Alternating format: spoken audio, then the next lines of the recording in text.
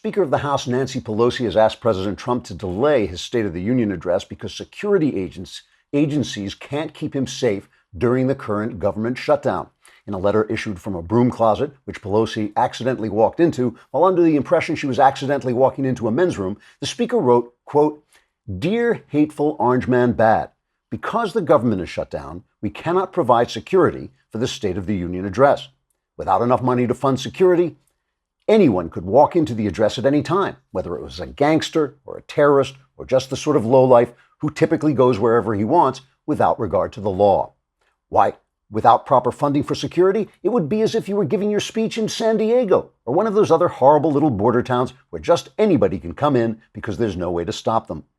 The only other way we could protect you during the State of the Union would be to put up some sort of barrier. But while those always work, we can't afford it because the government is shut down because of your ridiculous request to increase security and build a wall on the border. We cannot, of course, agree to that, so the government must remain shut down and you must delay your speech. Love and kisses, Nancy." Unquote. Pelosi further explained her reasoning to reporters who found her wandering around the Capitol rotunda, asking the statues there for directions back to her office. Pelosi said, quote, "When it comes to questions of security, we must use simple common sense, except when it comes to questions of security. Obviously, the sort of manpower and barriers we would need to protect the president, whom we hate, are not the sort of manpower and barriers we need to protect the people whom we merely despise." Unquote. Negotiations will continue as soon as Pelosi remembers what the hell they were negotiating about. Trigger warning, I'm Andrew Klavan, and this is The Andrew Klavan Show. I feel hunky-dunky, life is tickety-boo. Birds are winging, also singing hunky-dunky-doo. Ship-shaped, ipsy-topsy, the world is zippity-zing. It's a wonderful day, hurrah, hooray! It makes me want to sing. Oh, hurrah, hooray! Oh, hooray, hurrah! You know, there's an old saying that the Republicans are the stupid party and the Democrats are the evil party, and that's a pretty good description of how we found our way to the longest partial government shutdown in our history. Why didn't Trump and the Republicans deal with the border wall when they had the majority in both houses? Because they're stupid. They get tied up in high-sounding rhetoric that delights their base. They disdain the idea of compromise as a sacrifice of principles, and as a result, they accomplish absolutely nothing and leave the only president they have twisting in the wind on his central campaign promise. So, okay, why can't we solve the problem now by giving the Democrats some of what they want and getting some of what we want in return? That's because the Democrats are evil. Not only do they want to resist Trump in any way that will delight their masters in the media, but they don't really care about the issue of border security because they don't really care about the health and welfare of America, because they don't really care about the future of Western civilization, because they hate Western civilization, because they're evil. But I repeat myself. All right, we'll talk about this more in just a moment. But first, let's talk about your security when you are online. Here is something I use every single day, ExpressVPN, because with all the recent news about online security breaches, it's hard not to worry about where my data goes. Making an online purchase or simply accessing your email could put your private information at risk. You're being tracked online by social media sites, marketing companies, and your mobile or internet provider. ExpressVPN, it has an easy-to-use app that runs seamlessly in the background of my computer, phone, and tablet. I turn it on every day. I use it all the time. ExpressVPN secures and anonymizes your internet browsing by encrypting your data and hiding your public IP address. Protecting yourself with ExpressVPN costs less than $7 a month. It's rated the #1 VPN service by TechRadar and comes with a 30-day money-back guarantee. You can protect your online activity today and find out how you can get 3 months free at expressvpn.com/Klavan. That's expressvpn.com/Klavan for 3 months free with a 1-year package. Visit expressvpn.com. Now you know how to spell Express, but how do you spell Klavan? It's not that hard. It's Klavan. Just remember, no E's in Klavan. I just make it look easy. Speaking of things, while you're going online and looking for Klavan, go on Amazon and pre-order the first novel in the trilogy, Another Kingdom. Get it now and save the receipt, because if you send in the receipt, I will tell you how to do that in a little while. Send in the receipt, you get all kinds of goodies, including a free prequel. Tomorrow is the mailbag. We moved it from Wednesday because I was flying out here to beautiful Gainesville, Florida, where I'm going to be speaking at, I guess, the University of Florida. Is that where I'm going? I suppose so, but I'll be speaking here in Gainesville. So I was flying out, so I couldn't do a show yesterday, but I will do one on Friday. Go to dailywire.com, subscribe. It's a lousy $10 a month. For $100. You get the whole year, plus a Leftist Tears tumbler, and you get to be in the mailbag. You can ask any question you want, religion, politics, personal stuff, anything. And all my answers are guaranteed 100% correct. So you can't go wrong. It will change your life, sometimes for the better. Usually, God, you're just too much of a mess. So why won't the Democrats support border security? Give a little on the wall, get a little on DACA.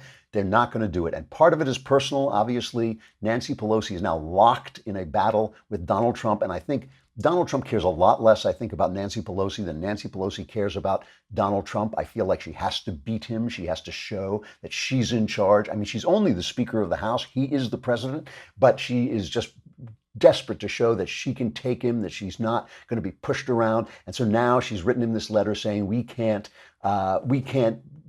keep you secure during the State of the Union, which is utterly ridiculous. All of the security services have told her that it can be done. But here is Pelosi making her argument, cut number 4. State of the Union address, which he calls an event of special security. And so these people are not working. And we've never really had a State of the Union when government has been in a shutdown since the Budget Act in the 70s. So this is respectfully and sadly, proudly I invited him to come. I consider it a privilege to invite him to come, that we would have the President of the United States, the Vice President of the United States, the entire Congress of the United States, House and Senate, the Supreme Court, the Joint Chiefs of Staff, the Cabinet of the United States, did I say that? And the Diplomatic Corps, all in the same room. This requires hundreds of people working on the logistics and the security of it. Most of those people are either furloughed or victims of the shutdown, the president's shutdown. So, but she's lying, basically. I mean, all the security services have said they can take care of this.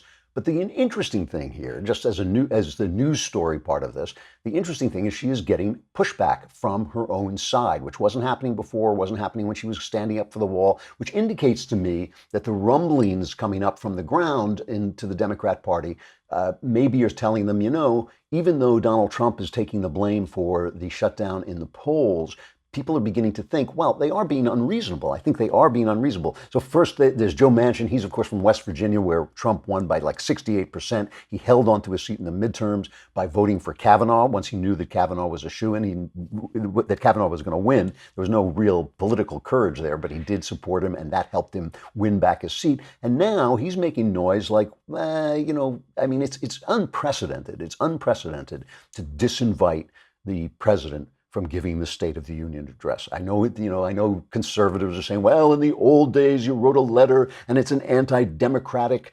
institution that makes him look like a king. Look, it's a TV world. He gives the State of the Union address. It has become something of a tradition. This is unprecedented, and it is really out of line what Pelosi is doing. It's just a pure political ploy, and Manchin is pushing back. Here's him. I'm not sure what her intentions are. I have the utmost respect for Speaker Pelosi, but I think this is wrong approach to be taken right now. Her approach? The approach by saying we're going to shut this down and not have, because of security. I think our staff, and I spoke to the Capitol Police, I think they're still in place and they're still getting paid. So do you think then that the president should come and deliver a State of the Union no matter what on the 29th? Well, it's not no matter what. I think he has to be invited by the House, as I understand it, because we're in their chamber. Sure. Would you encourage the Speaker to reconsider and to allow the president I would always to come? encourage that we should try to have every type of respectful dialogue that we possibly can. I just don't buy. Where I come from in West Virginia, we just don't act this way. Well, here in Washington, apparently they do, because we're in this thing. That's Hallie Jackson from MSNBC. And, Manchin has his back to protect. He's got to be, he's got to seem reasonable to all those Trump supporters in his state. But more importantly was what Steny Hoyer, who's the Democrat majority leader, he went on Bret Baier's show, and he basically hit really at the core of Pelosi's argument, because Pelosi has been using this very high-tone, base-directed rhetoric that the wall is inherently immoral and it won't work. And basically, Steny Hoyer said to Bret Baier, you know what? Sometimes walls do work. And he also said this. I don't think this is an issue of morality. It's an issue of does it work? And Senator Cornyn, Senator Graham, other members of the United States Senate have put in question whether a wall works, whether that is the best way to secure the border. Now, are some restraints? We've supported substantial restraints. We've supported fencing. We've supported other technologies. My own view is this is not an issue of morality. A wall is immoral if it tries to imprison people who shouldn't be in prison. Okay. A wall that protects people is not immoral. I think the issue is whether it works. See, that is hitting at the core of the Democrats' arguments, because the point is, the Democrats are trying to distract people, their people, and you, from the actual issue that's being argued. The issue is border security and Trump's wall. That is the issue. They keep saying, oh, the poor federal workers, the 800,000 workers aren't being paid. Oh, the poor immigrants, look how sad, look at the sad children. It's a simple question. Do they want to protect the border or not? And essentially, by saying it's immoral to build a wall on the border of your own country to keep people out when they're coming in, something that a lot of countries have done, something that works every time it's done. Trump has said, I think it's upward of 10 times, he has said that he doesn't want a wall across the entire border. That's a false argument. He just wants a wall where it's going to make sense. He doesn't care if it's a wall. It can be a barrier. He's obviously willing to compromise, but Nancy Pelosi is not willing to compromise. And I think it's fair to ask, why don't they want to protect the country? Now, a lot of people say, they think the illegal aliens will become Democrat voters. I'm sure that's true. A lot of people like the cheap labor. That's why the Wall Street Journal, I think, defends this kind of thing. But really, to say that building a wall to protect your country, which of course is an age-old custom, is immoral, is essentially to say that your country does not deserve protection, that something is inherently immoral about the country that you're in, that something is inherently immoral about saying we want to preserve our country. And they always put it in racial terms, like we don't want to let the brown people in, as if there are no brown people here now. I mean, this is a very colorful country. It's one of the wonderful, lovely things about it. It's a country with a million different kinds of people here. We're not trying to keep people out because they're brown. We're trying to keep people out because they're illegal. Yesterday, it was the day before I was traveling, we were talking about Steve King and this big kerfuffle. Obviously, the left is doing everything they can to get rid of Steve King and to tar Trump with Steve King's comments and to tar the entire Republican Party with what they consider to be Steve King's racism. And just to remind you, Steve King said in an article, he was quoted in the New York Times as saying, white nationalist, white supremacist, Western civilization, how did that language become offensive? Why did I sit in classes teaching me about the merits of our history and our civilization? Now, by the way, since we talked about it, King has claimed that he was screwed by the Times using dishonest punctuation, that what really happened was something like this. So there was no recording of it, and he's saying this is his memory of it, that the New York Times was saying, well, are you a white nationalist? Are you a white supremacist? And what he said, according to King, is he said, white nationalist, white supremacist, Western civilization. How did that language become offensive? In other words, he was saying, I'm not a white nationalist. I'm not a white supremacist. I'm defending Western civilization. Why is that offensive? And he pointed out that he said, why did I sit in classes teaching me about the merits of our history? They don't have classes teaching about the merits of white supremacy.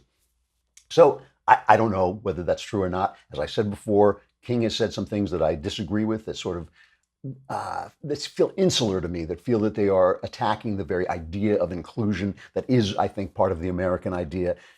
But I'm going to put that aside for now because that's not the point. The point that I was making the last time we talked about this was the New York Times, in an effort to tar Trump, in an effort to tar all Republicans, all conservatives as racist, they went and made this list of King's comments, among them his defenses of Western civilization as racist. And they said they implied that defending Western civilization was racist. Well, the Washington Post, not to be outdone, the Washington Post, where democracy dies in blithering ignorance and stupidity, actually put out an op-ed saying, you know what? defending, it says Steve King, this is the headline, Steve King says he was just defending Western civilization. That's racist too. So the Washington Post, this is by David Perry, a journalist and senior academic advisor to the history department at the University of Minnesota. So he's saying defending Western civilization, that's racist too. He's coming right out and saying it. Let me read a little bit of this. Part of the project of modernity has been to justify itself. I don't agree with that statement, but let him run. During and after the Enlightenment of the 17th and 18th centuries, citizens of the monarchical European powers attempted to explain how they got to where they were by looking to their roots. They started from the idea that their world was better than what had come before. Europe had supposedly crawled out of the Dark Ages and into the light. Now, I agree with part of this. There is what I call the Enlightenment narrative, that the Middle Ages were dark, that the ages before the Middle Ages were dark, that the Middle Ages were in the middle, right? People who lived in the Middle Ages didn't think they were in the middle. They thought they were at the very cutting edge of modernity. But to the Enlightenment people, that was the Middle Ages because it came between classical civilization and this new wonderful Renaissance, the rebirth. That's what Renaissance means, the rebirth of classical civilization. So they use the terms dark and the Dark Ages. And he says, David Perry says, those familiar terms, dark and light, mirrored the value judgment behind this investigation of the past, one that selectively privileged white skin. That's absurd. Okay, obviously the darkness and the light were night and day, things that, are very difficult for people to deal with. When it's dark, it's harder to see, harder to survive. When it's light, you can move about. That's what they were talking about, had nothing to do with white skin. He then goes on to say, these were, after all, countries ruled by rich white men for other rich white men. So in searching for the history of the West, now that alone just sounds condemnatory. Would it be condemnatory to say that African countries were run by black people? I mean, it's absurd. So in searching for the history of the West, they ignored stories they didn't recognize, stories of people who didn't act, look, or think like them. He says they didn't pay attention to all those minorities that he, in his virtue, is paying attention to, and basically saying, he goes on to say, this history still undergirds the way many Americans think about Western civilization, and therefore, I mean, it's a very, very twisted, ridiculous argument. Therefore, when Steve King or anybody defends Western civilization, they're really defending the whiteness of Western civilization. This is an incredibly, by the way, I'm not saying that there weren't people who were very interested, all people are very interested in race. All people are very tribal. The wars of Europe, which were between white people and white people, were racial wars. It was the English against the French. It was the English against the Spanish. It was always people fighting from these different countries, and they made jokes about each other's races. They still do. They still talk about the different natures of German people and English people. It's only in America where we said, you know what? This is an exceptional country where we have an idea, and if you adopt that idea, you get to be a part of it. My point is this: David Perry's entire construction, his entire criticism, is created by Western civilization. It is created by this idea of Western civilization that we can all be as one if we follow certain ideas, right? This is the Jesus idea, that you're one person, people in Christ, no matter whether you're Jew or Greek, male or female, you are one person in Christ. This has permeated our culture. And I think this is the thing, that in attacking Western civilization, these morons are attacking Western civilization on premises that they would not know if it weren't for Western civilization, if it weren't for Christianity, if it weren't for these white people who did create these ideas. The fact that they were white is is not the important thing. If a tribe of blue people happened to invent fire, would you live in the dark because you didn't want to be blue? I mean, it's ridiculous. I mean, sometimes history has lots of complications. It has lots of twists and turns, and we don't know why this particular civilization came up with these brilliant ideas. Maybe it was just the fact that God chose the Jews and planted Jesus there, and that spread throughout the Hellenic world. Maybe that's all it is. Maybe it's just like the chance. We don't know what it is, why it is, but they're the ones who are concentrating on the whiteness. It is the people who love Western civilization who are not concentrating on the whiteness, but are concentrating on the ideas. And you can see this permeates the left, this hatred. It's a kind of a self-hatred in a way, this hatred of the basis of the civilization that formed even the thoughts they think, even the thoughts with which they attack Western civilization. Karen Pence, the wife of the second lady, the wife of the vice president, is teaching part-time at a private Christian school. And one of the policies of this school is that they will not hire you or keep you in the school if you commit acts of sexual immorality, among which they include homosexuality. So this now they have just the media, it's all in the media. Nobody said a word about this except the media. The media is going after Karen Pence for teaching at this school. I mean, that's an amazing thing. But listen to CBS. Here's the opening of CBS's report on the fact that the second lady teaches part-time. Vice President Mike Pence's wife, Karen, has returned to teaching at a Christian school in Virginia where gay students and teachers are not welcomed. Here's Chip Reed. I call my initiative Art Therapy Healing with the Heart. Second Lady Karen Pence's decision to teach art part-time at Emmanuel Christian School in Northern Virginia has generated controversy. That's because the private elementary school's website says it may refuse admission or discontinue enrollment of a student if a parent or guardian violates a biblical lifestyle. Prohibited behavior includes participating in, supporting, or condoning homosexual activity. Likewise, employees, including teachers, can be fired for engaging in homosexual or lesbian activity or transgender identity. Those rules would appear to be consistent with the views of Vice President Mike Pence, a longtime critic of gay rights.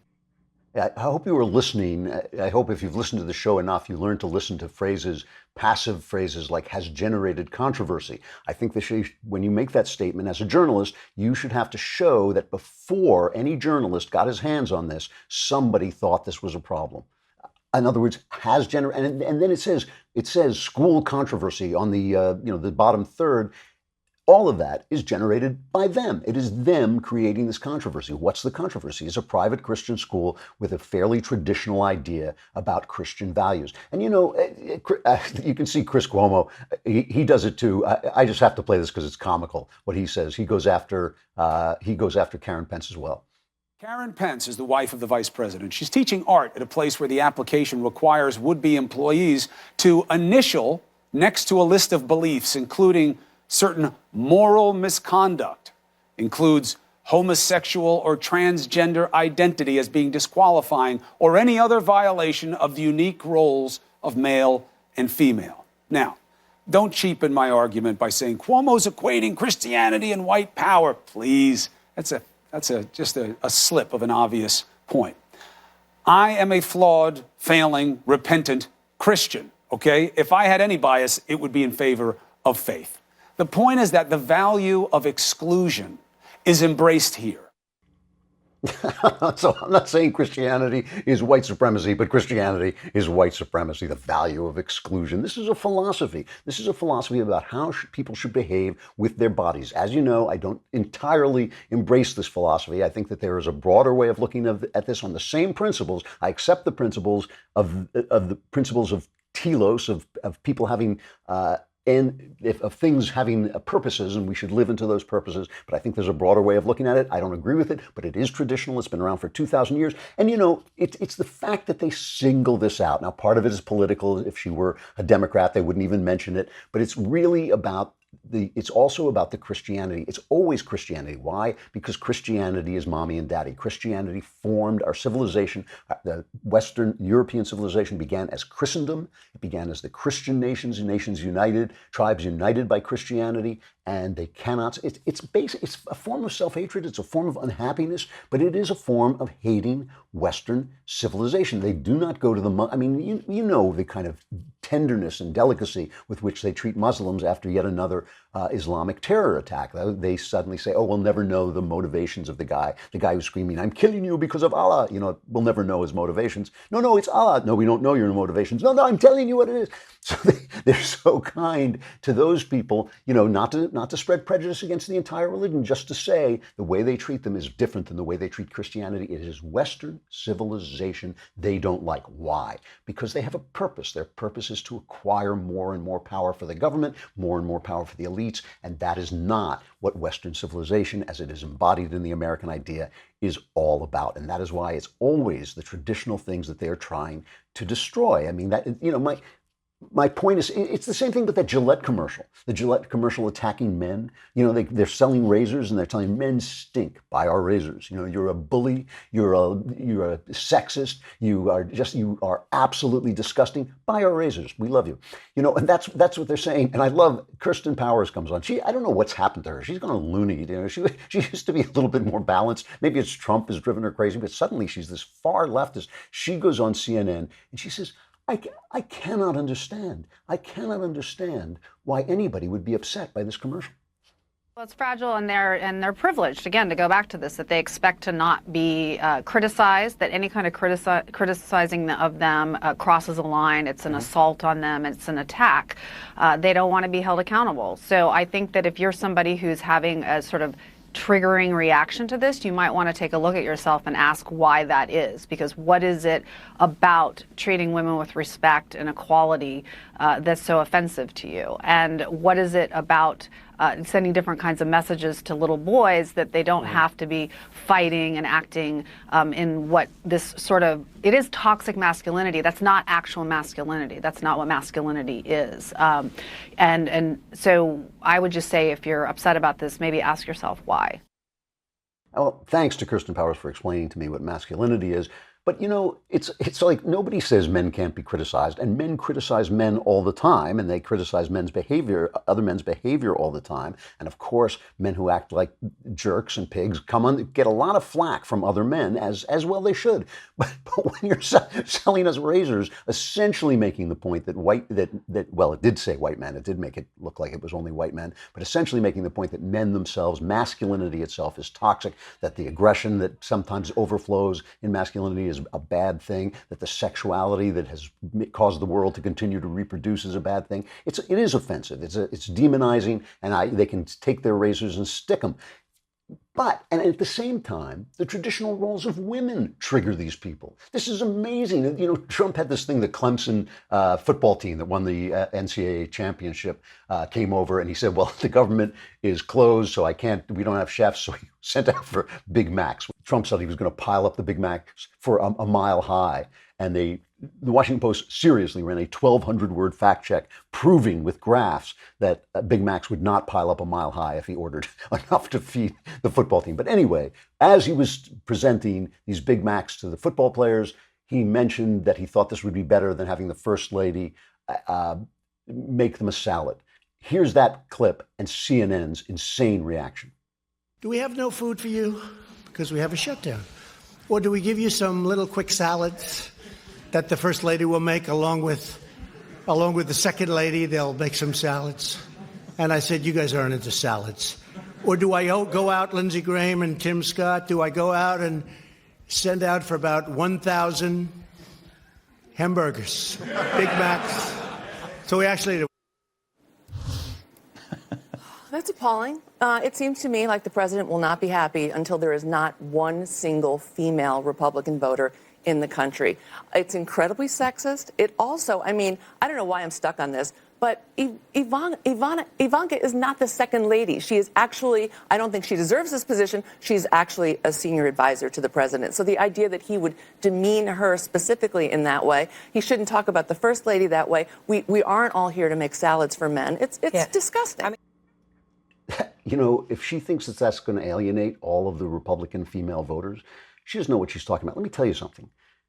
Making food for people, for your family, making a home for your family, being a mom to your children is approximately 500,000 times more important than mouthing off on CNN or the Daily Wire or doing what I do, doing what I'm doing right now. I mean, these are the things, everything on earth. C.S. Lewis said this, and he was absolutely right. Every other trade on earth is built to support that effort, to support the effort of women making homes for people and shaping the lives of children. That is, you know, their disdain for this. So they hate traditional gender roles. They hate men. They hate traditional women. They hate traditional religion. They hate Western civilization.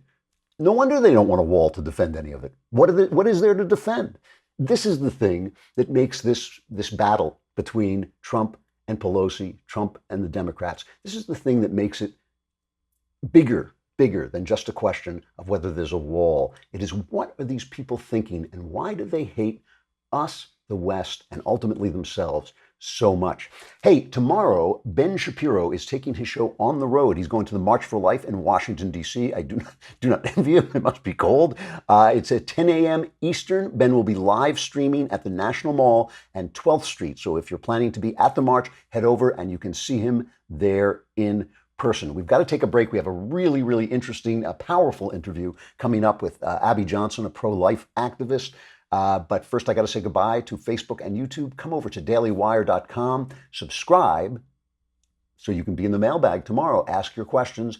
Go to dailywire.com, hit the podcast button, hit the Andrew Klavan podcast, hit the mailbag, and you can ask me any question you want. My answers are guaranteed 100% correct and will change your life on occasion for the better. Come over to dailywire.com and subscribe.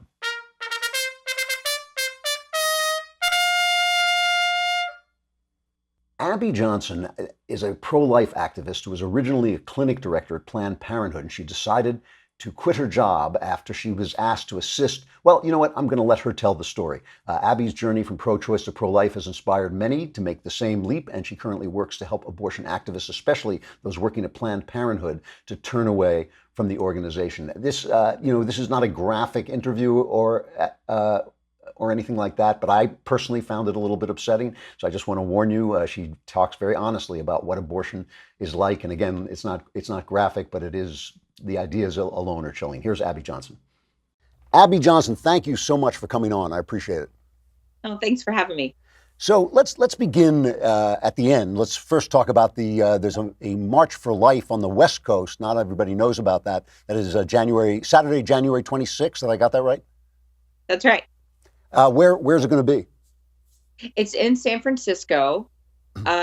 So it's a fun place to have a pro-life walk. Yeah. It's always very colorful, but but you know what? There's always a good turnout. There's usually at least 50,000 people that show up. It's a great event. So the pro-lifers do come out in San Francisco, in that area. That's nice to hear, and it's taking your life in your hands a little bit, but I appreciate the effort.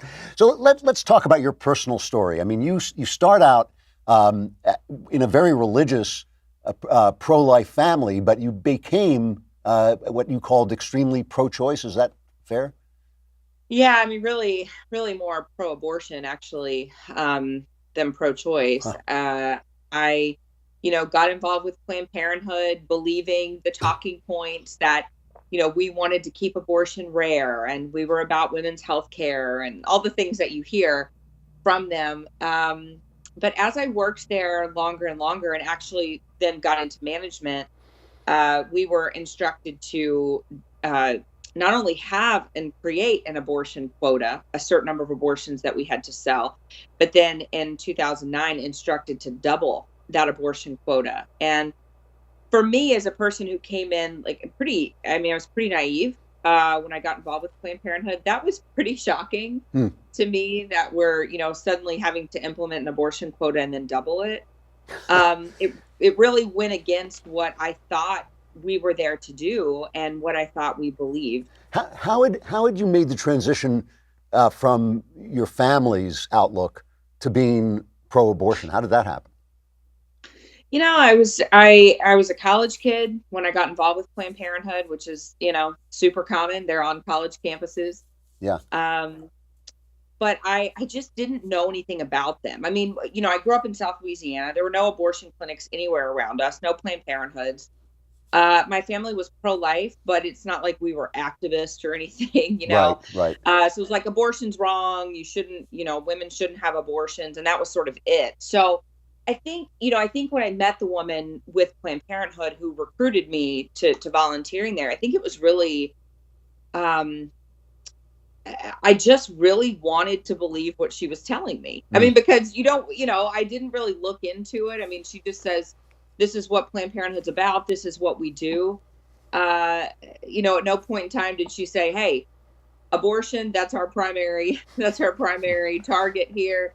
It was really all about family planning and helping women. And I think I just really got suckered in. I was young. I was naive, trying to believe in, women's freedom and women's rights and all of this sort of thing. And But it's interesting. I tell people never trust a decision you wouldn't want to tell your mom about, because I actually worked there for a year and a half before I told my parents that I was working there. So I knew that they would not support me working at Planned Parenthood. I knew that they wouldn't like it. So I kept it real quiet. So now that you find out that in fact they have an abortion quota, they're trying to edge up. Were they trying to talk people into abortion? Oh yeah. Whatever we could do.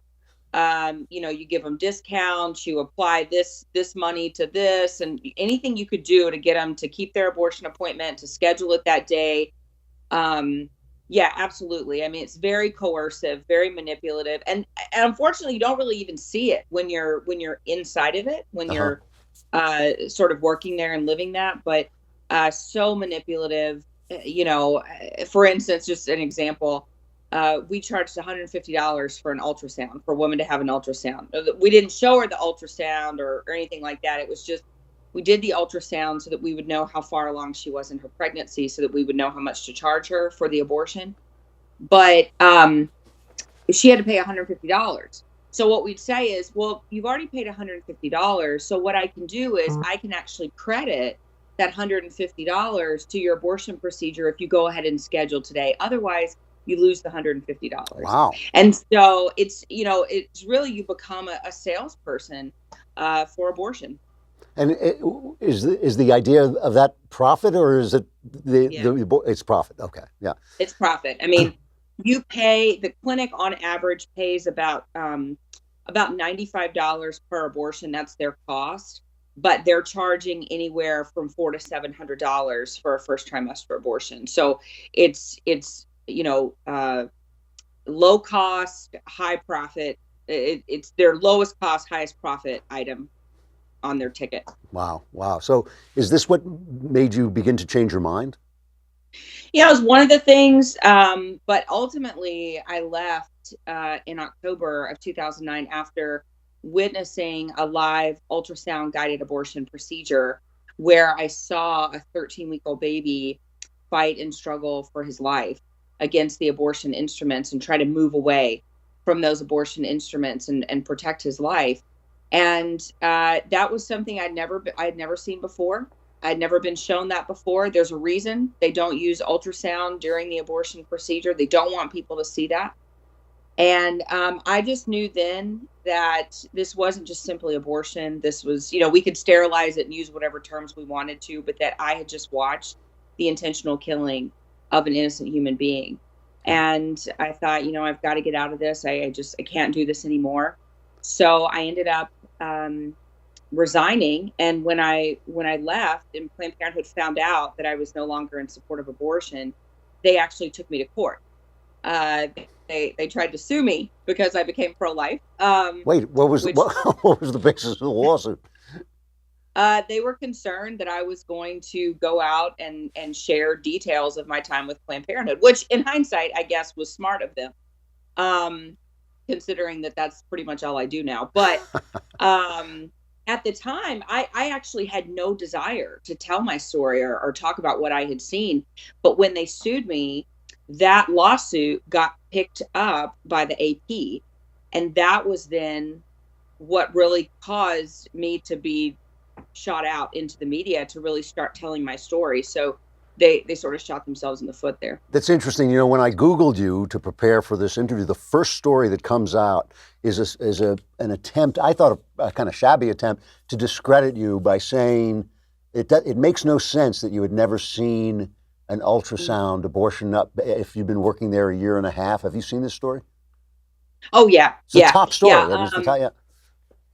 Yeah, it's funny because ultrasound guidance during an abortion is very, very rare. I know very few people who have worked in an abortion clinic that have actually seen an ultrasound guided abortion. Abortions are generally performed in a blind manner. So the doctor has the cannula, the suction tube. He blindly inserts that into the woman's uterus. He blindly pokes around in her uterus until he thinks he has enough blood and tissue in a glass jar.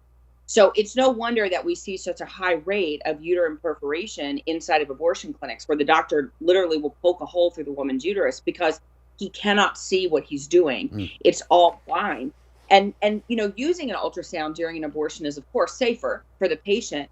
And I remember being told that and going to my boss and asking her, if this is safer for patients, why isn't this the standard of care inside of the abortion industry? And she said, it is safer, but she said to use an ultrasound during the abortion takes up about an extra 3 minutes of time. And see, our goal at Planned Parenthood was to have a woman on and off the table, abortion complete in 5 minutes. So if you're performing, 40 to 60 abortions a day, you don't have an extra 3 minutes of time per patient. And so that's why using an ultrasound is just terribly uncommon inside of the clinics, because it takes a little extra time. So what do you do now? What is the center of your work? Where do you direct your work? Yeah, so I started a nonprofit a few years ago called And Then There Were None. And our goal is to get abortion clinic workers out of the abortion industry, get them into life-affirming work, get them talking, get them hooked up to attorneys, state agencies, whoever, and get these abortion clinics closed down. And so we have had almost 500 workers come through our organization in the past 6 years, 7 full-time abortion doctors who have left. And we have been able to effectively close down 21 abortion clinics because of the testimony of these former workers. Wow. And now, do they come to you or do you reach out to them? Both. We're pretty proactive. We try to reach into the clinics. We do mailers, we send postcards, we make phone calls. The people that go on the sidewalks and peacefully pray outside of abortion clinics, we also train them on how to effectively reach out to those who work in abortion clinics. But a lot of it is word of mouth. So if we can get one out of one clinic, we can generally get multiple people out of one clinic. So we have effectively been able to shut down a clinic because we drained them of every single employee they had, including the abortion doctor. And do these people say, this was bothering me, my conscience, or do they say, I didn't think about it until you contacted us? Where do they stand usually? Yeah, it's both. I mean, sometimes there's a traumatic event that happens in the clinic, like a baby born alive and then suffocated, or we had a situation where a set of quadruplets were actually aborted in a clinic, and the staff saw that and caused them to leave. So sometimes it's an event that causes people to say, what the heck are we doing here? A lot of times people get involved in these clinics not even knowing it's an abortion clinic. They aren't told till after they got the job that, by the way, we give out birth control, but we also do abortions a couple times a week. And sometimes it's just sort of blindness, they're just like, it's a job. I'm a single mom. I've got kids to feed. They're paying my insurance. I just have to keep doing this. Sort of a willful ignorance. But then when they realize there's a way out and that we can help them get another job, that we can help them financially transition, then they take us up on our offer and leave. Well, Abby, I have to stop here. I'm sorry, I'm out of time, but that's a really fascinating conversation, really fascinating story. I thank you very much for coming on. Thank you so much. Thanks a lot. I got to end with this story from CNN. CNN's Areva Martin was doing a radio interview on David Webb's show on Sirius XM. And she's talking to Webb, and she accuses him that in going around and getting the jobs that he's gotten when he was applying for media jobs, he was benefiting from white privilege. You got to hear this interview. I've chosen to cross different parts of the media world, done the work so that I'm qualified to be in each one. I never considered my color the issue. I considered my qualifications the issue. Well, David, that's a whole nother long conversation about white privilege and things that you have the privilege of doing that people of color don't have the privilege of. How do I have the privilege of white privilege? David, by virtue of being a white male, you have white privilege. This whole long conversation, I don't have time to get into it. Areva, I hate to break it to you, but you should have been better prepped. I'm black. Okay, then I stand. See, you went to white privilege. This is the falsehood in this. You went immediately with an assumption. Your people obviously, or you didn't look. You're talking to a black man. The thing is, I think she was caught out in something bigger than just poor research. She was caught out in a mistake of the left's values. See, she thinks he's white because he's a hardworking guy. She's talking about the color of his skin. He's talking about his hard work, his dedication, the fact that he made himself good at his job, his unwillingness to take prejudice from some jerk he might have met along the way as indicative of the entire society, to see himself as a victim. Those are the things that make people successful. Those are the things that probably made him successful. She sees that as white because constantly the left is confusing color with values. Color is virtually meaningless. Values are everything. Behavior, ideas are everything. It was hilarious. It was hilarious, but it also meant something. All right, the mailbag is tomorrow. I will still be here in Gainesville, Florida, and I'll be talking at UF tonight, I guess it is. I'm Andrew Klavan. This is The Andrew Klavan Show. I will see you Friday.